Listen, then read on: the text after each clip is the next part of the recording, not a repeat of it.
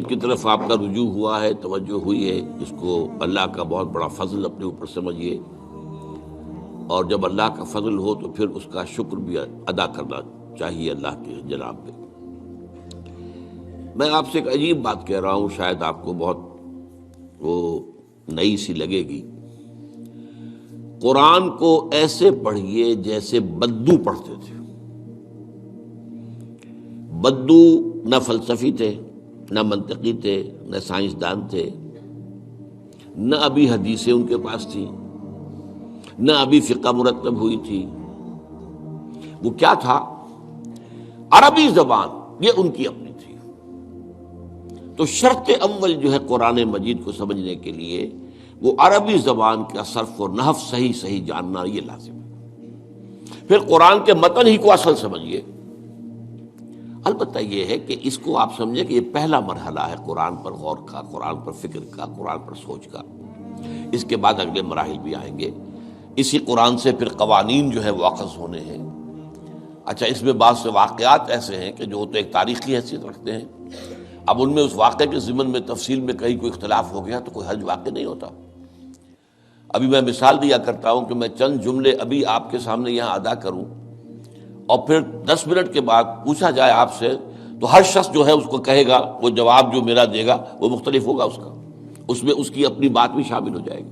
اور سوچ میری بات سنتے ہوئے بھی جو اس کا سبجیکٹو مائنڈ ہے وہ اس کے اندر اس وقت حاضر ہوگا، وہ اس سے اس کوئی نہ کوئی نتیجہ از خود اپنی اس سبجیکٹو مائنڈ کے حوالے سے حاصل کرے گا، وہ بیان کرے گا۔ تو ان چیزوں میں احادیث میں اگر کوئی اختلاف بھی ہو جائے تو اس میں پریشان ہونے کی ضرورت نہیں ہے۔ ابھی ہمارے ہاں یہ جمعے کے اجتماعات میں حدیث جبرائیل جو ام السنہ کہلاتی ہے، جیسے سورہ فاتحہ ام القرآن ہے، ایسے حدیث جبرائیل ام السنہ ہے، سنت کی جڑ اور ماں۔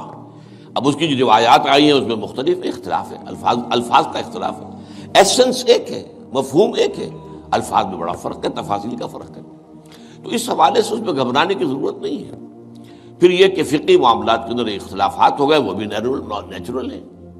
آپ کو معلوم ہے کہ ایک ہی مقدمہ ہوتا ہے، 8 جج بیٹھے ہوئے ہیں ایک بینچ پر، 5 کا فیصلہ ایک ہے، 3 کا ایک ہے، اور بھی تقسیم ہو سکتی ہے۔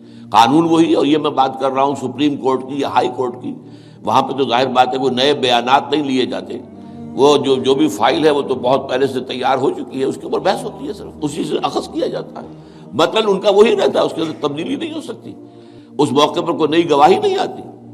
تو اس اعتبار سے ان چیزوں پہ گھبرانے کی ضرورت نہیں ہے۔ البتہ آپ آغاز جس طریقے سے کریں وہ میں نے آپ کو بتا دیا ہے، اس میں یہ کہ آپ اصل میں ان تمام جو چیزیں ہیں اضافی، ان سے ذرا صرف نظر کرتے ہوئے عارضی طور پر پہلے قرآن کو ایسے پڑھیے جیسے بدو پڑھتا تھا۔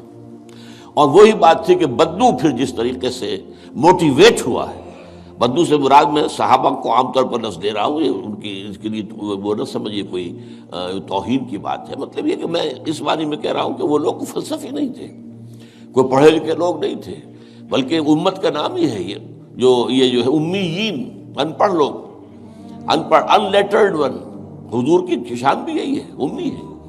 تو انہوں نے قرآن کو جس طور سے سمجھا ہے وہ ہے بہترین طریقہ قرآن کو سمجھنے کا، اور اسی سے پھر وہ صحیح موٹیویشن ہوتی ہے کہ انہوں نے تن من دھن سب لگا دیا اللہ کے دین کے لیے، اور اللہ کے دین کو غالب کر دیا۔